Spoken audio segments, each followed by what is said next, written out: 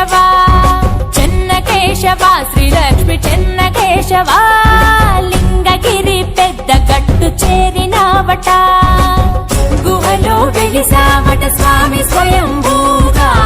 కలలో వచ్చావట జాడ తెలుపగా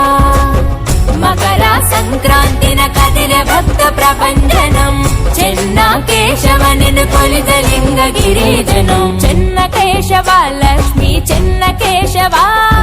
విష్ణుమూర్తి విని వట చెన్న కేశవ చెన్న కేశవ శ్రీలక్ష్మి చెన్న కేశవ